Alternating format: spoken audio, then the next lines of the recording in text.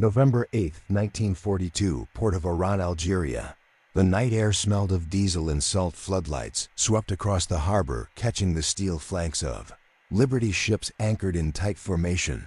Cranes groaned as chains rattled below. American dockworkers shouted over the whine of winches. One by one, small open-top vehicles rolled down the ramps, olive drab, squat, and unassuming. Their engines sputtered like coughs in the dark headlights covered with blackout slits. French officers on the dock watched. In silence, these machines looked like toys, fragile, naked metal shells, compared to the armored half-tracks and trucks of Europe. A German observer hiding among local sympathizers jotted a note in his field diary.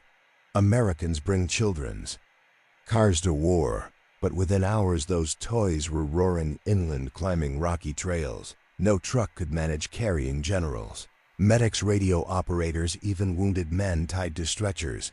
And as dawn broke over North Africa, the Germans would see the truth. This small machine was not a toy, it was a revolution on wheels. From that night, the story of the American Jeep began to rewrite how wars moved. When the Second World War erupted, the United States was not yet the arsenal of democracy. It would become in 1939. Its army ranked 17th in the world, smaller than Portugal's. Equipment was obsolete, tactics dated, and mechanization partial at best. The U.S. Army still relied heavily on horses for reconnaissance and transport. What it lacked most was a light, fast, all-terrain vehicle, something that could go where trucks could not and move faster than men on foot. The request came in July 1940 from the U.S. Army Quartermaster Corps. A light reconnaissance car, four-wheel drive, seating for three, weighing no more than 1,300 pounds. Only 49 days were given for design and prototype. Delivery an impossible demand for most companies. Two small firms answered first: American Bantam Car Company and Willys Overland Bantam. Produced the first prototype, the Burke 60, in record time, but the tiny company lacked the production capacity to supply an army preparing for global war. Willys and Ford soon entered the race, refining the design for speed, durability, and mass production. The final blueprint merged the best of all three. Willys supplied the engine, the powerful Go Devil, four-cylinder capable of 60 horsepower, unmatched for its size. Ford contributed industrial refinements and stamping efficiency. The standardized result, officially designated the Willys MB and Ford GPW, became the template for over 640,000 Jeeps built between 1941 and 1945. Factories in Toledo, Ohio, and Dearborn, Michigan ran around the clock. The American industrial engine roared to life. Conveyor belts clattered, foundries glowed orange through the night. The Jeep's genius lay not in complexity, but simplicity. 80-inch wheelbase, flat fenders, folding windshield, and a body that could be stripped, crated, and shipped across oceans in less than an hour. Soldiers learned to repair them with wrenches and wire. Each component was standardized. A bolt from one Jeep fit another perfectly. It was the mechanical embodiment of America's new war doctrine: mobility through efficiency, adaptability through mass. General George C. Marshall called it America's greatest contribution to modern warfare. General Eisenhower ranked it beside the Dakota transport plane and the landing craft as one of the three decisive tools of Allied victory. But before it could prove itself, the Jeep had to reach the battlefield. By late 1941, the United States was still neutral, yet its factories were already shipping war material to Britain and the Soviet Union. Through the Lend-Lease program, crated Jeeps crossed the Atlantic in Liberty ships bound for the burning deserts of North Africa, the frozen roads of Russia, and the rain-soaked lanes of Britain too. German intelligence, the American production figures were staggering. Reports estimated over 100,000 vehicles rolling off assembly lines by mid-1942, more than some Axis powers produced in tanks during the entire war. German officers dismissed them as logistical filler tools for engineers or staff. Officers, not fighting machines, but what the Jeep carried mattered more than what it was. It moved men, weapons, messages, and eventually entire strategies. By 1942, Allied High Command was preparing for its first major offensive against the Axis operation. Torch the invasion of North Africa, every convoy that sailed from Norfolk, New York or Liverpool carried jeeps stacked like dominoes on the decks of Liberty ships. Each one represented not just steel and rubber, but a philosophy. That movement, not fortification, would win the modern war the Germans had mocked. Its lightness. Soon they would learn that mobility multiplied by hundreds of thousands could outweigh armor itself as those first convoys steamed toward the Moroccan and Algerian coasts. The world's most underestimated vehicle was about to enter its proving ground when the first convoys of Operation Torch cut through the Atlantic in late 1942. Each Liberty ship carried not only troops and ammunition, but rows of crated Willys and Ford Jeeps stacked on wooden pallets secured by tarps marked U.S. Army. Each crate held a complete vehicle disassembled for efficiency. Body, engine, axles, wheels, and windscreen packed with mathematical precision. On arrival, soldiers could reassemble one in less than 4 hours at dawn on November 8, 1942. When the first Allied forces landed near Oran, Algiers, and Casablanca, those vehicles came to life. American and British troops pushed inland over terrain that European staff officers had long deemed impassable for light vehicles, dunes, wadis, and crumbling tracks, but the jeeps climbed them all by noon. The first German and Vichy French patrols had already spotted something unfamiliar. Small open cars bouncing across the rocks at impossible speeds, their drivers' goggles, tight helmets dusty, seemed to dance over the desert. Machine guns mounted on roll bars chattered in the sun. What began as skepticism turned quickly to concern.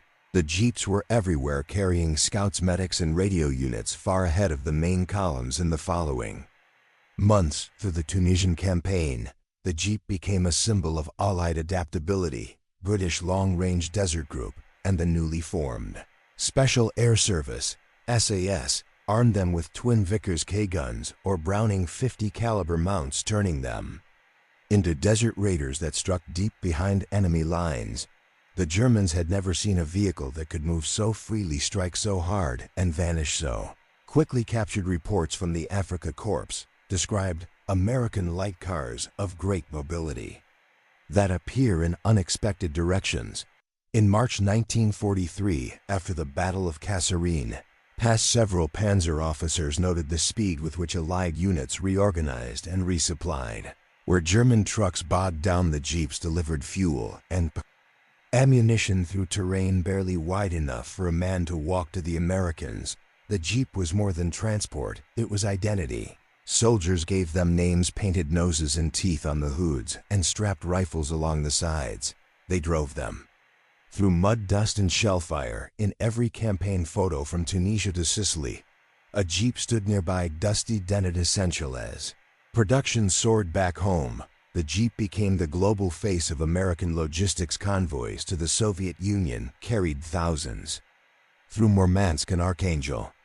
Others arrived in India and China to support Allied operations in Burma. Across 5 continents, men from different armies drove the same machine. A steel ambassador of cooperation, German field commanders began reporting sightings of thousands of these vehicles moving behind Allied lines. By 1943, intelligence estimates suggested that 1 in every 5 Allied vehicles on the battlefield was a jeep.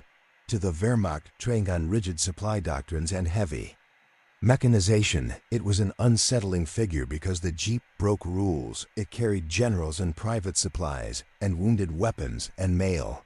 It made no distinction between front and rear. It was equally at home on a beachhead or a battlefield. The Germans, bound by procedure, could not match that fluidity as the Allies pushed from North Africa to Sicily in the summer of 1943, and then into Italy's mountains. The jeep's legend grew. German officers who had once dismissed it as a toy now ordered captured ones repaired for their own use. Reports from the Italian front mention Wehrmacht units using seized jeeps for reconnaissance, proof that imitation had replaced mockery.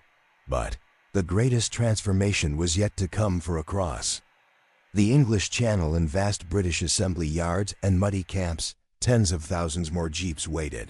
They sat under tarps beside landing craft and tanks, their engines preserved in oil, ready for the largest invasion the modern world had ever seen. Soon the German officers who had mocked the American Jeep would watch a continent move on its wheels. Every army had its elite: pilots, tank commanders, artillerymen. But in the Allied ranks, one of the most respected and often envied men was the Jeep driver. He wasn't always an officer or a mechanic. He was a soldier trusted with a tool that could mean life or death for an entire platoon. His uniform was always stained, oil on the sleeves, dust in the hair, sunburned face behind goggles. His Jeep was his companion.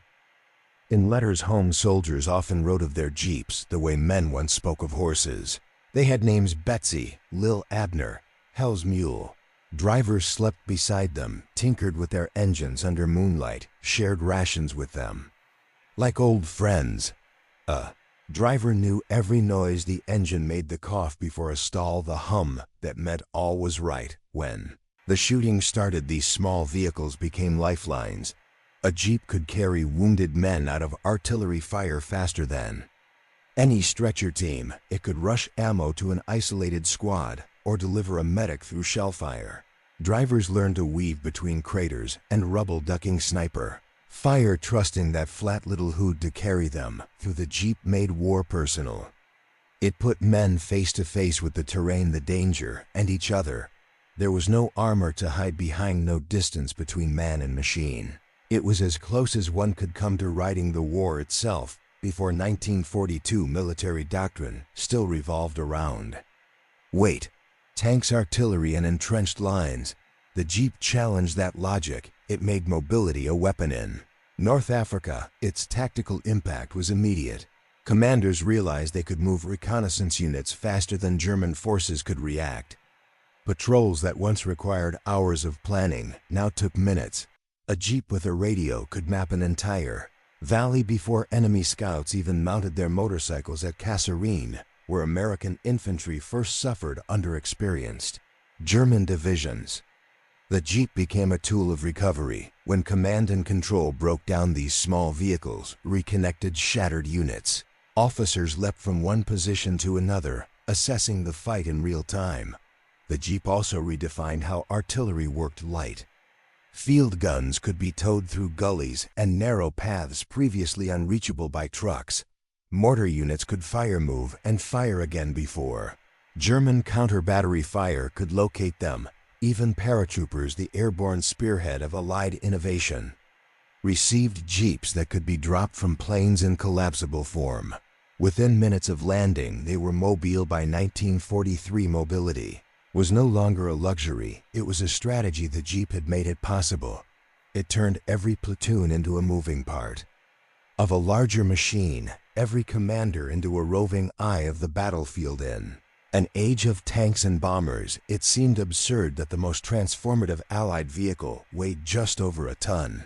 But the Jeep's genius was mechanical humility. Its four-wheel drive system, borrowed and refined from civilian off-road designs, gave it unmatched traction. Its leaf spring suspension absorbed punishment on every continent. The flathead four-cylinder engine, simple, low compression, almost indestructible, ran on nearly any fuel the army could find, and if it broke, a soldier could strip and rebuild it with a handful of tools. No machine of the war was more democratic. It didn't demand an engineer to maintain it. It didn't rely on rare metals or complex machinery. It was a design anyone could understand, and that was its hidden power. In production, simplicity became industrial dominance. Willys and Ford used interchangeable parts across hundreds of thousands of units. If one factory was bombed, another could pick up instantly. In the United States, civilian car lines were shut down entirely so that men and women could build Jeeps instead. Machine embodied America's wartime identity, mass production, standardization, and function over form. It wasn't elegant, but it never failed. It didn't need propaganda to prove its worth. The battlefield was its advertisement. The Germans admired engineering perfection. Their tanks were masterpieces of precision, but nightmares of maintenance. The Jeep represented the opposite philosophy. Perfection through practicality, it could be fixed by a farmhand driven by anyone, and used for almost everything. As 1943 turned to 1944, German officers began to notice reports of Allied forces moving at what they called inconceivable speed. The secret wasn't a new weapon. It was millions of wheels turning in unison powered by one small simple engine, and for every German who still called it a toy, there were now dozens who wanted one of their owning previous. War's generals commanded from tents or rear-line headquarters by 1943. Allied commanders were commanding from jeeps. Eisenhower toured front lines in one, bouncing across dirt roads to meet his officers. Patton never theatrical decorated his with dual American flags and a .30 caliber mount standing upright as if the machine were a warhorse. British Field Marshal Montgomery rode in his own customized with a raised map table and radio rig, a mobile brain for the desert war. These were not vanity displays. The Jeep gave generals a new sense of proximity, the ability to see, decide, and act faster than their counterparts. Orders no longer crawled through telephone wires or messengers. They roared over open ground in a shower of dust at the tactical level. This mattered immensely. Units could coordinate movements in real time. A commander could appear suddenly on a distant hill, check a flank, and be back at his HQ within the hour. Speed compressed hierarchy, initiative replaced rigidity. The Jeep in essence democratized command to the Germans. It was bewildering. Their leadership structure prized centralized control, and their heavy staff.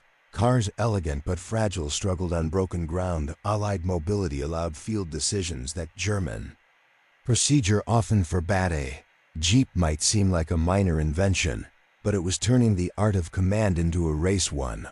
The Allies were learning to win. Captured German diaries and intelligence summaries reveal a striking transformation in 1942.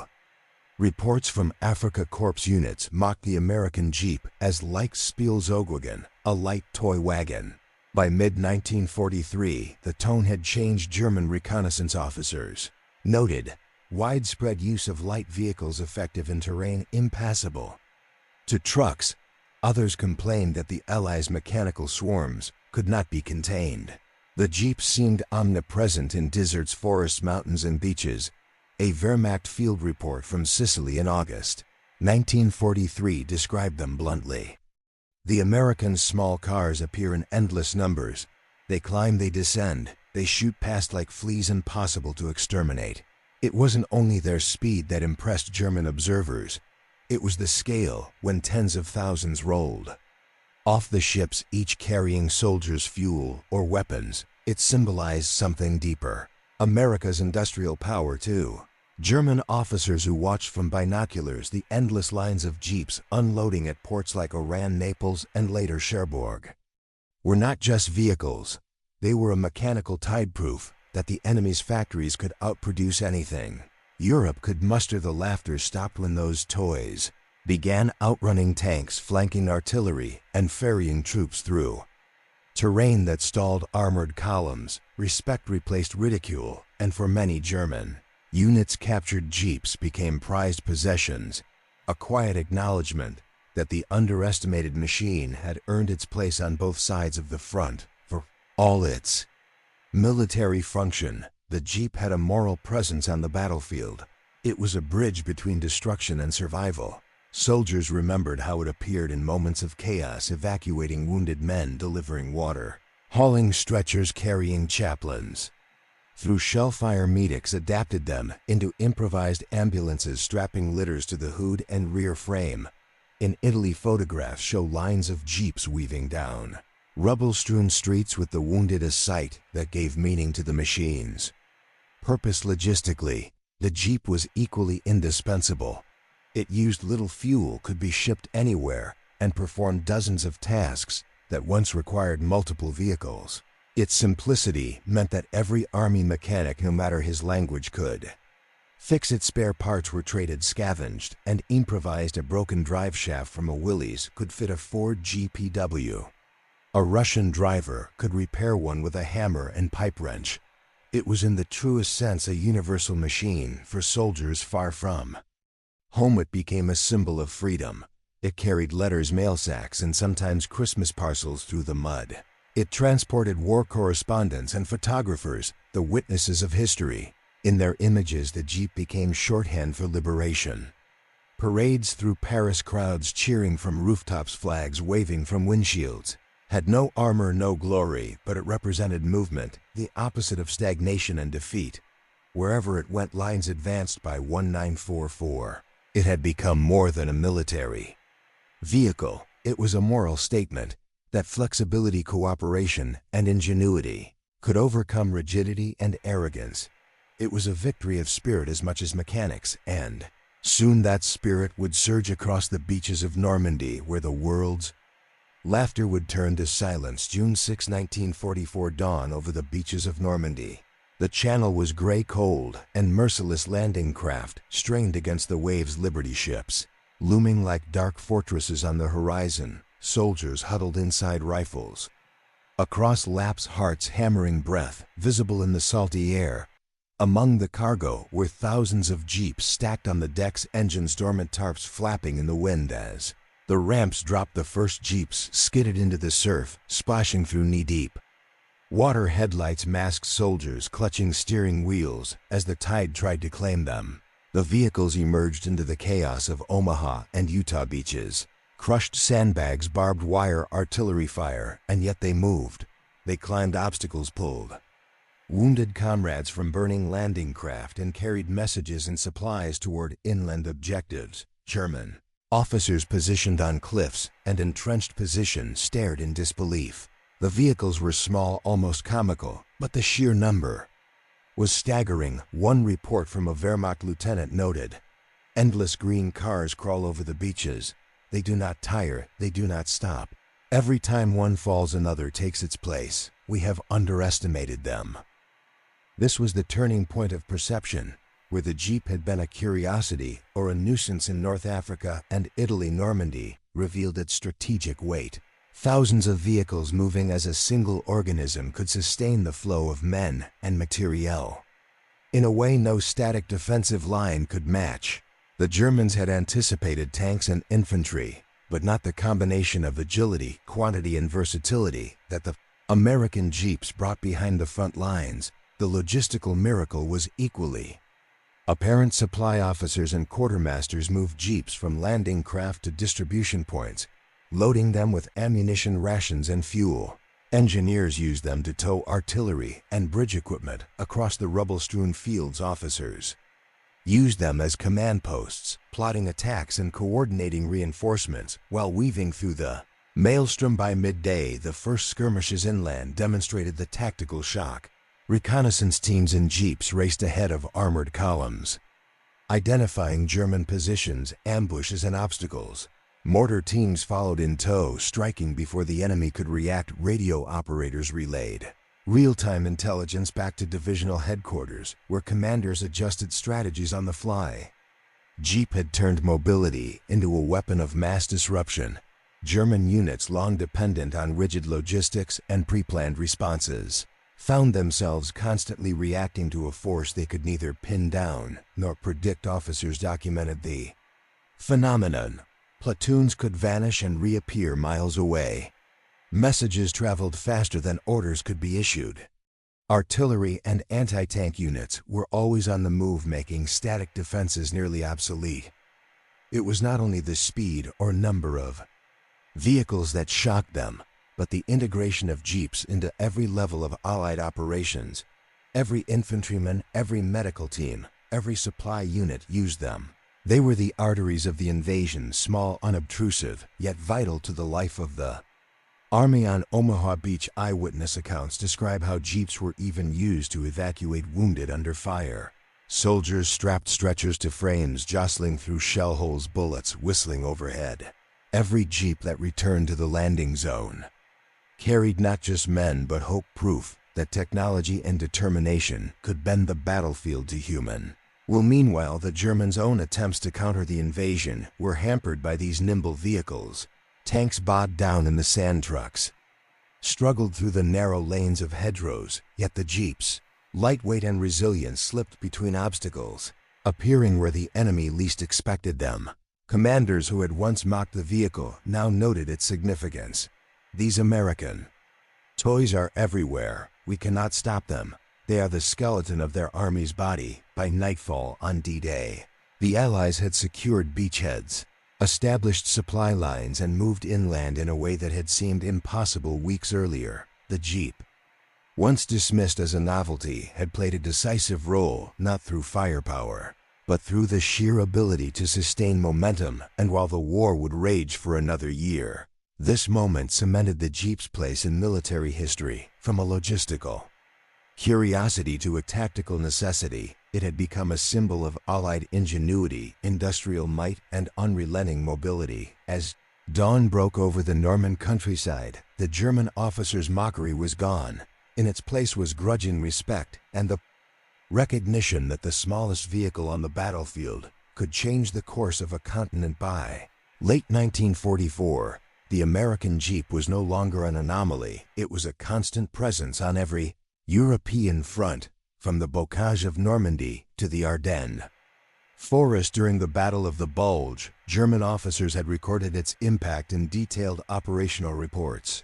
The vehicle that had once elicited laughter was now listed as a serious factor in tactical assessments. In November 1944, during the Ardennes offensive, Wehrmacht intelligence summarized, enemy light vehicles demonstrate extreme mobility, maintaining supply lines and communications even under artillery fire.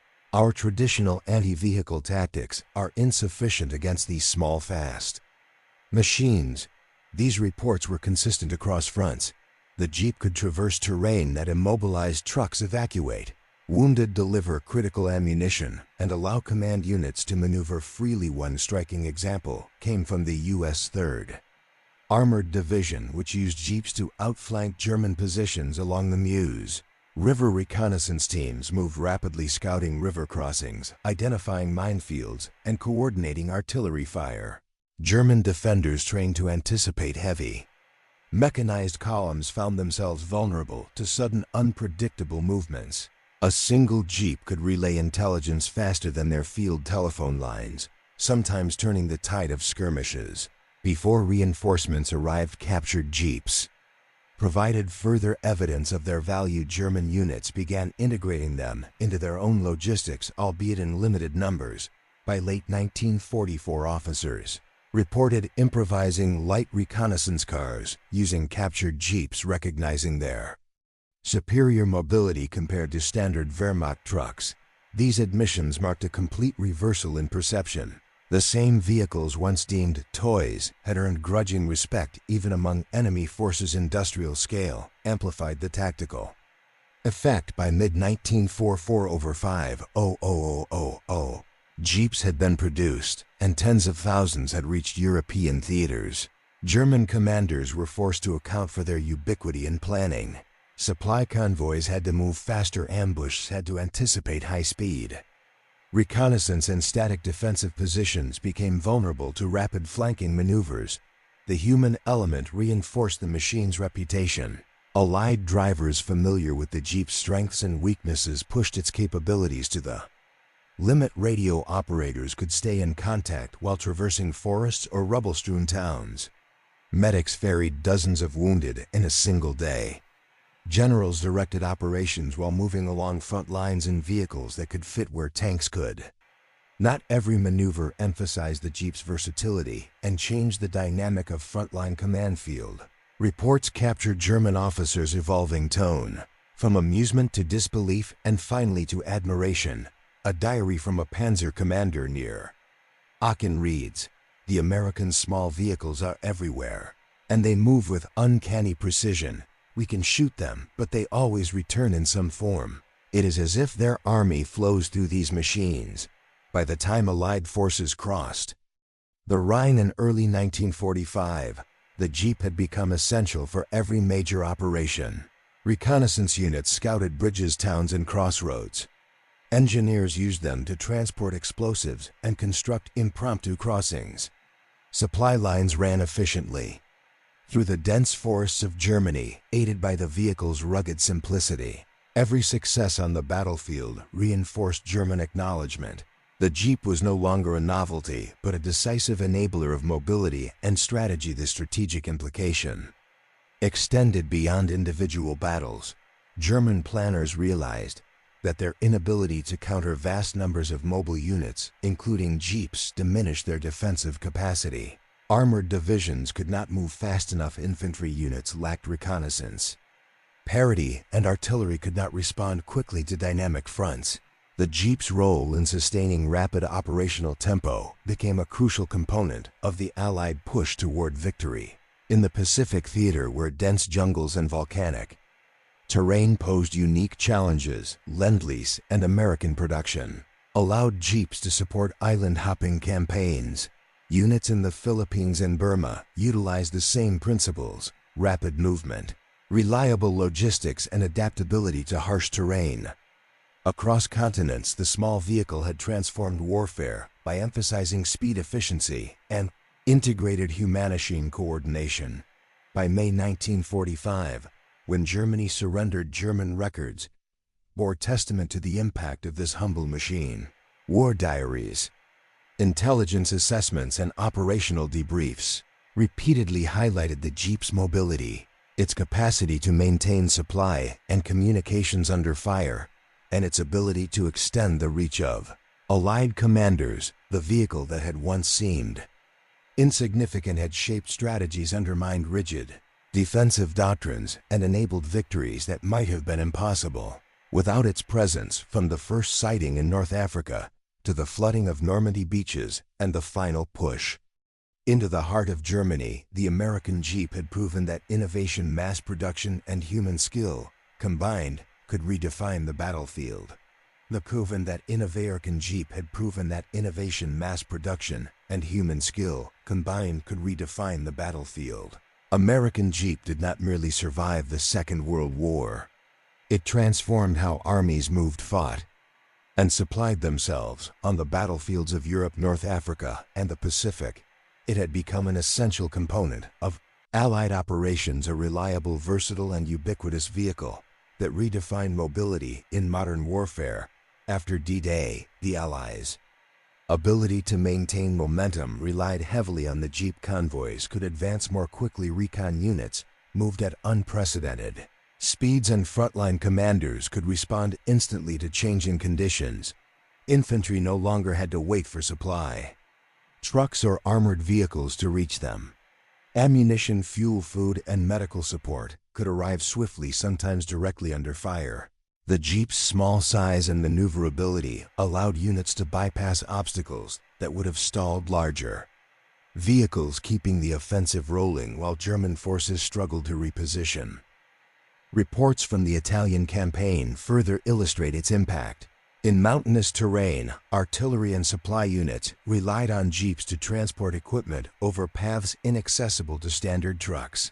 German defensive positions, carefully calculated to block traditional lines of advance, were bypassed repeatedly by mobile Jeeps carrying reconnaissance teams, medical personnel, and light weapons. The ability to react, relocate, and sustain operations rapidly gave the Allies a persistent edge tactically. The Jeep also enhanced combined arms operations. Paratroopers and airborne units dropped behind enemy lines could link up with Jeeps within hours, significantly extending their operational range. Mortar and light artillery crews were able to move quickly, providing flexible fire support, while reconnaissance teams relayed intelligence that enabled rapid decision-making at higher levels. Every action reinforced a simple principle: speed and adaptability could outweigh armor and numbers. German units, meanwhile, were forced to adapt. Field reports indicate that commanders had to rethink defensive strategies, accounting not only for traditional Allied armor and infantry, but also for the nimble Jeeps that seemed to appear where they were least expected. In some cases, captured Jeeps were pressed into service, acknowledging their unmatched mobility. The vehicle had become an operational headache for Axis forces, contributing to delays, missed opportunities, and ultimately strategic disadvantage. Casualty evacuation also improved dramatically. medics could reach the wounded faster, often saving lives that would have been lost while waiting for stretcher teams or larger ambulances. In the dense hedgerows of Normandy, in the deserts of North Africa, or the jungles of Burma, the Jeep allowed medical personnel to transport multiple casualties at a time dramatically increasing survival rates. Soldiers' morale benefited as well, knowing that a small, reliable vehicle could extract them from danger. If needed by the end of 1944, Allied armies had learned to integrate Jeeps into nearly every aspect of warfare. They were not simply transport vehicles. They were mobile command posts, reconnaissance platforms, medical carriers, and supply vehicles.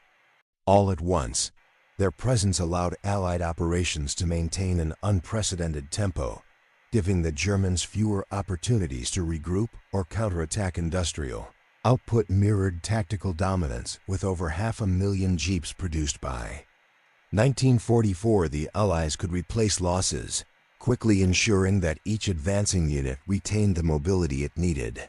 Combination of industrial scale and battlefield effectiveness made the Jeep an unparalleled logistical weapon, one whose influence would be studied by military planners long after the war ended. The cumulative effect on Allied strategy was profound. With Jeeps enabling fast-moving, flexible units, planners could execute complex operations across multiple theaters simultaneously. From the beaches of Normandy to the Ardennes offensive, from the deserts of Tunisia to the islands of the Pacific, the vehicle's adaptability allowed commanders to coordinate diverse forces over vast distances.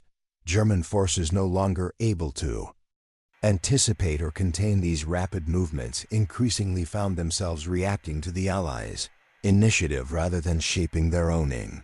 Short, the Jeep had shifted the very dynamics of modern warfare. Mobility and versatility became decisive factors overshadowing brute force alone. Its presence would echo throughout every campaign until the war's conclusion. Beyond the battlefield, the American Jeep left a profound imprint on the strategic and psychological dimensions of war. Its presence forced Axis commanders to reconsider their assumptions about mobility, logistics, and industrial capacity. The perception of Allied forces shifted. What had once seemed a distant mechanized adversary now moved with astonishing efficiency, reinforced by countless small vehicles that Germans had initially dismissed as insignificant. German intelligence repeatedly noted the psychological impact of these toy vehicles. Reports from late 1944 mention officers expressing unease at seeing Jeeps moving in unexpected formations, delivering messages, supplies, or troops with relentless precision. Soldiers who had once mocked the vehicles began to fear them.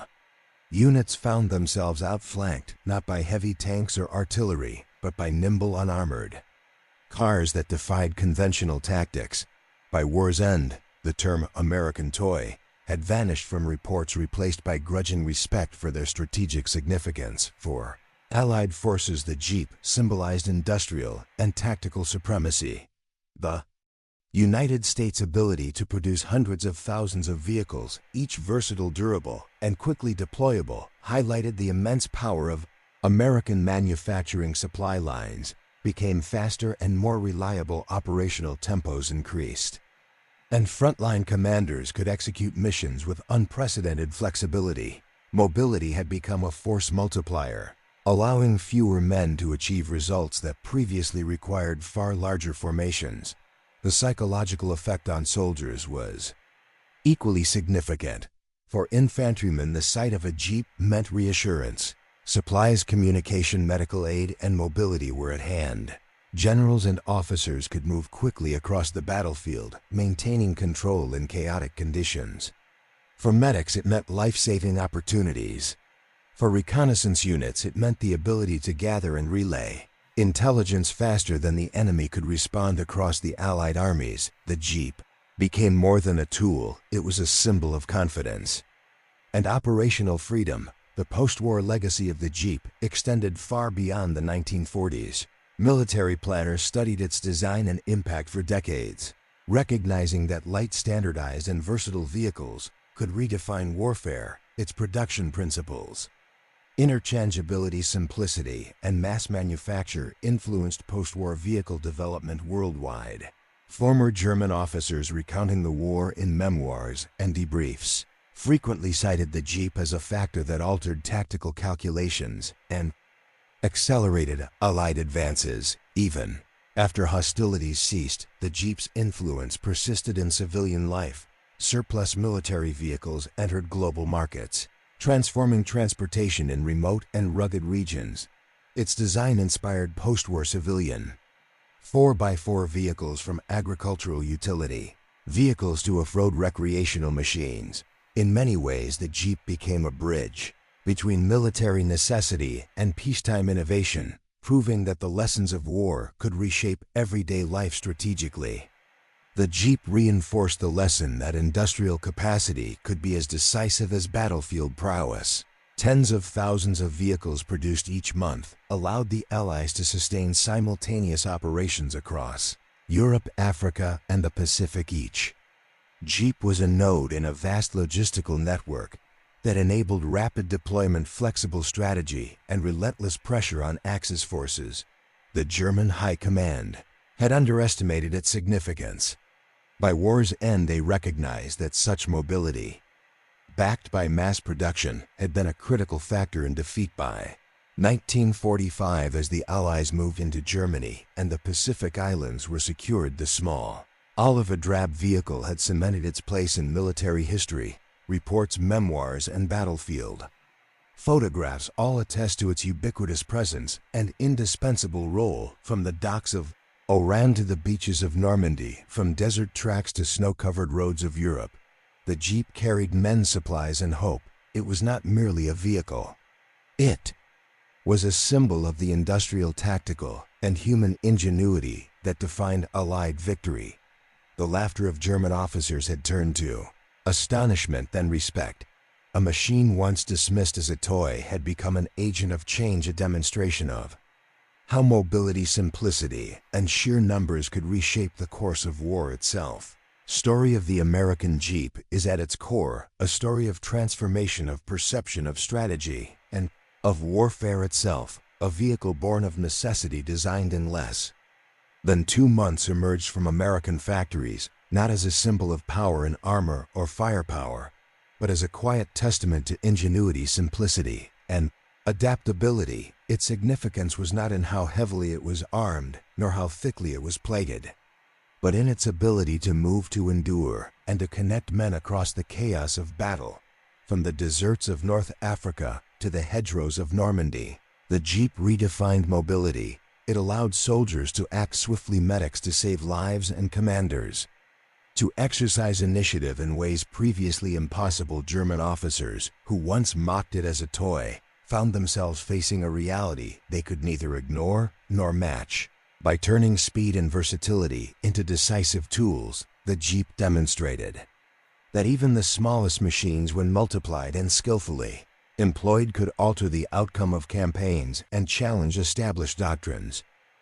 Beyond the battlefield, the Jeep left a broader legacy. It became a symbol of industrial might, of how production and human skill combined to sustain vast armies across multiple continents. It showed that technological simplicity could coexist with operational complexity, that a single, well-designed vehicle could support infantry, artillery command, and medical operations. Simultaneously, its influence shaped post-war military planning, inspired generations of vehicles, and bridged the gap between wartime necessity and civilian innovation. In the end, the tale of the Jeep is not just a story of steel and wheels. It is a story of people, the drivers who trusted it with their lives, the engineers who built it under impossible deadlines, and the commanders who leveraged its potential to outmaneuver their enemies. It is a reminder that in war, as in life, ingenuity, adaptability, and relentless determination often carry more weight than size or brute force. And as the sun set over liberated towns, sandy beaches, and scarred forests, the American Jeep rolled on, humble, unassuming, yet unforgettable. A small machine had made history, and Through it a war had been won. This concludes the full script for German officers. Thought American Jeeps were toys until they saw thousands rolling off ships.